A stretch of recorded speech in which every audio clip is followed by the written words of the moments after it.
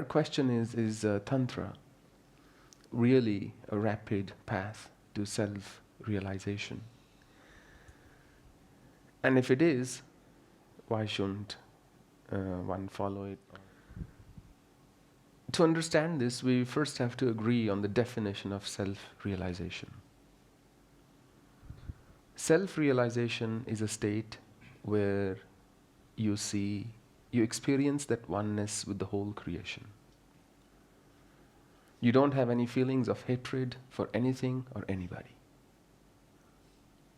All you have is boundless freedom and love flowing through you.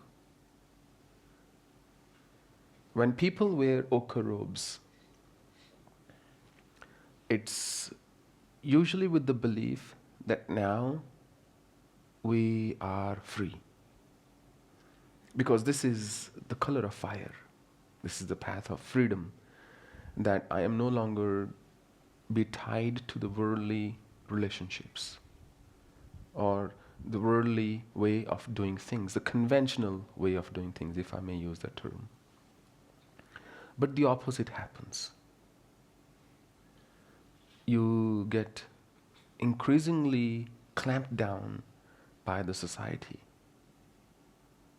and their expectations from you.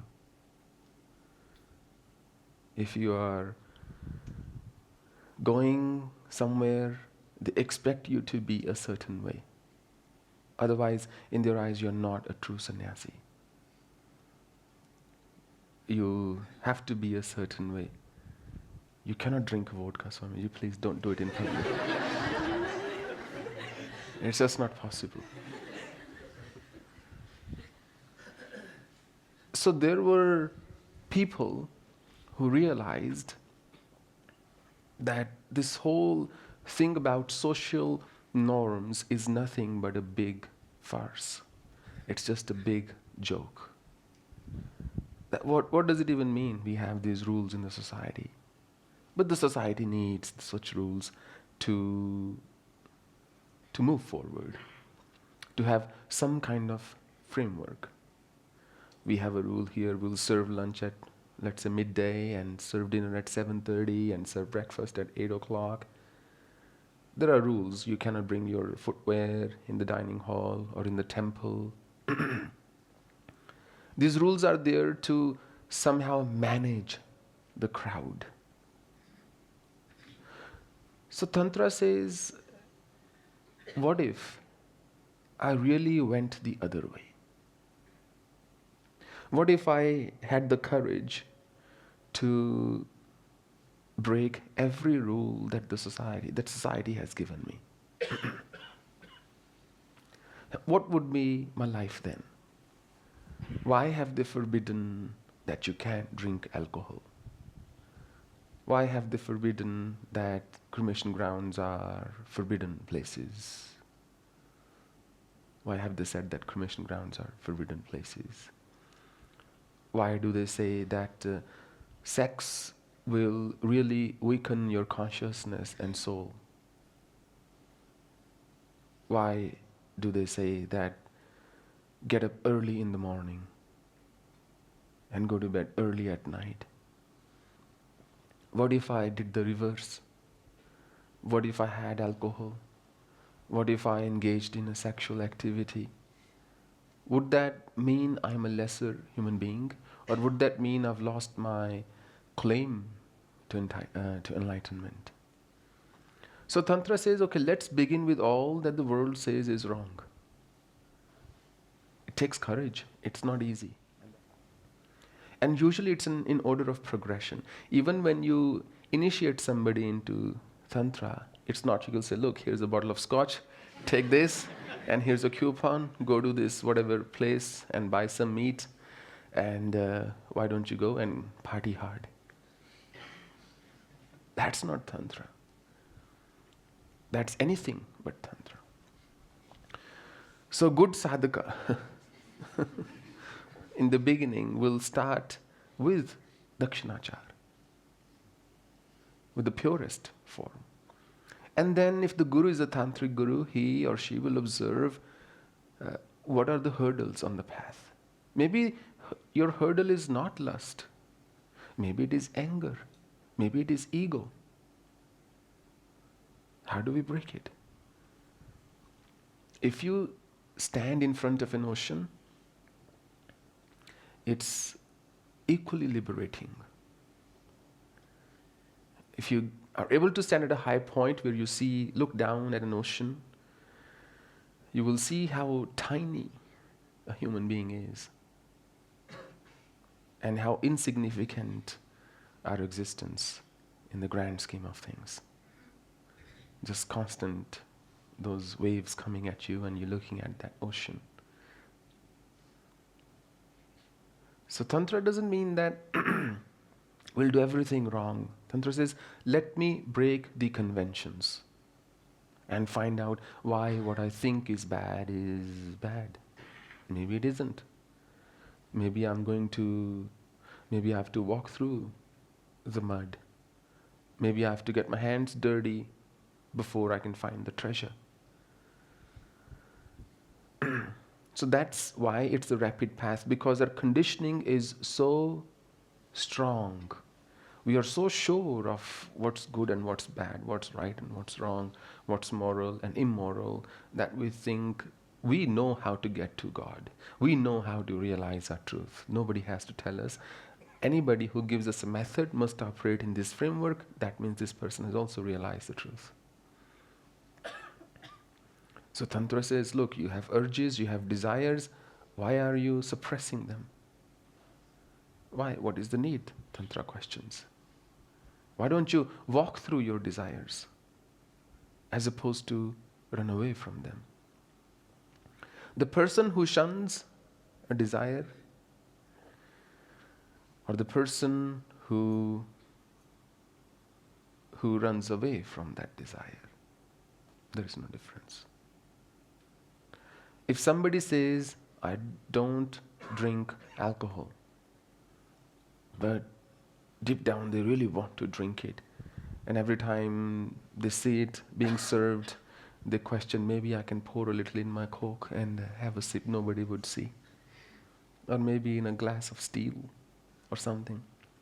Or the person who sees, oh, this is not for me, and just goes away. They're identical. Vishya vinivartante niraharasya dehina.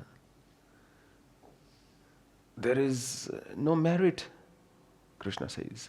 If you are going to keep desiring something, but from the outside you are going to shun it. You are going to deprive your body from certain pleasure, but deep inside you want it. It's much better to have it. What's the problem? What is the issue? You are not having it because people don't endorse it? So Tantra says, I don't care about people. They were the first rebellions in our spiritual history. And that's why, like yesterday as well, I was talking about that Kanvariyas who do that yatra, that pilgrimage in the month of Shravan. That's also because they went against the norm. Upasakas, worshippers of Shiva, went against the norm. We are not going to put gold on Shiva, they said. We are just going to offer even bhang. What is it called? Yeah, in English I was not sure. I think there is another term for it, but you get the idea. We'll offer this, we'll keep it super simple. It's the most shunned flower, but we'll offer that. We're not going to offer him fragrant lotuses. We're not going to put a big crown on him, studded with diamonds. We are not going to do the big normal arati. We'll smear him with ash from the cremation grounds. So they went against the norm, and it had a telling and a profound impact on our society. Because these guys could now live in peace. Believe me, it's a huge accomplishment. Nobody would bother them. Everybody would tell their children, stay away from these guys. They will take you away with them. But they were carefree.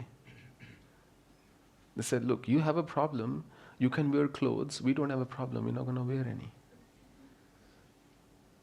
They stopped wearing clothes. That became the Naga sect. When Milarepa's, the Tibetan monk, his sister, found out that his brother was meditating in a cave, it is said that he meditated to such intensity and in such austere circumstances that for a very long period, spanning several years, all he did was drink nettle soup, a soup from a weed that would just grow there. It was green, and a green tinge had appeared on his skin from just drinking that. So he had no clothes on his body. So his sister went with a friend of hers, and she said to Milarepa that, what are you doing, brother? Is this the way to enlightenment? Is this the way to realization? Look at such and such monk. He wears beautiful clothes, he puts on nice fragrance, he delivers his lectures. This is what's written in his biography. And everybody loves him. He sits in nice places, he mingles with the best of the best, the who's who. And here you are sitting in a cave in such an emaciated condition. That is this the way to enlightenment? And you're not even wearing any clothes. He said, this is the way to enlightenment for me. And I'm only doing what my guru, Marpa, had ordered me. And I'm helping the world from my penance by sitting here. So she could not convince him to come down, to come out of his cave and step into the world.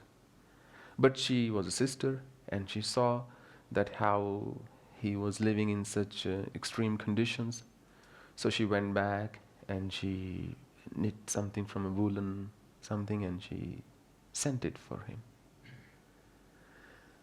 A jumper.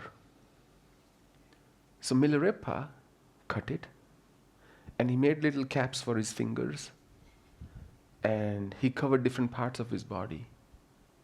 When his sister went again to see him, she said, I made it with so much love. What have you done? You've just practically tore this thing apart. What is this method? I gave it to you so you could cover your body. And here you have cut little pieces and you're covering just the tips of your finger. He said, listen, were you ashamed of your body? Were you aware of your body when you were born and when you were growing up? And now, as you discovered your youth, as you discovered your beauty, as you were turning from a girl to a woman, you started getting all this worked up about this and started thinking about covering yourself. He said, I still live in that child's mind. And I've covered the parts I need to protect. When I meditate, he said, my fingertips become really cold. My chest doesn't become cold, he said. My heart's beating there, it retains a certain warmth. But my fingers become cold, so I've covered my fingers. And Milarepa's whole quest started because of a revenge, the feeling. He wanted to take revenge at the instruction of his mother against his uncles and so on. That was his way. People who discover the truth eventually or make a huge impact in the world in any way are those who are courageous enough to take a bold step. Because there is no safety net on the path of awakening. There is no way to be safe, to know everything beforehand. It's a path of discovery. And when you are on the path of discovery, you will constantly discover and find new things on a daily basis. In summary, yes, if done correctly, it is a very swift